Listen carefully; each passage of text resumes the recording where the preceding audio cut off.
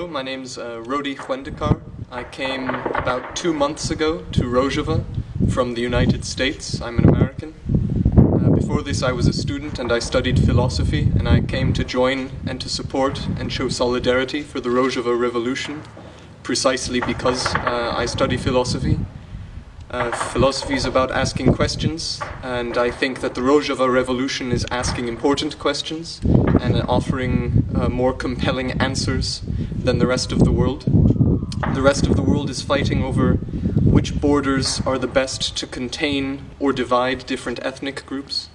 The rest of the world is asking questions about the domination of women by men, and the rest of the world is trying to dominate one religion over another, and people like Daesh, like the Turkish state, like Assad, ask themselves how they can succeed in that domination.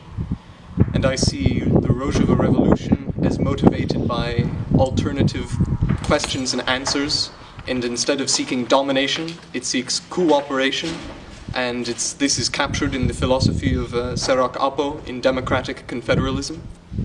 After having read what Apo wrote, I planned a year ago to come to Rojava to join the YPG, and after another year of studying, I finally made it here. I went to an academy here for 1 month to study both language, ideology, and how to fight. And now for a good portion of September, me and my hevals have been here in Raqqa. The front is not far away, and you can hear perhaps the fight as it continues.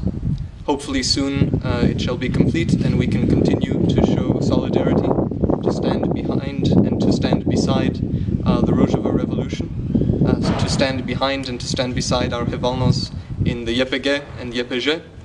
And with that, I'd like to invite anyone who sees this to take seriously the project that's taking place here, to take seriously the possibilities that this is offering as an alternative to the domination that other groups set around the world. And with that, Biji YPG ou YPG, Biji Serak Apo.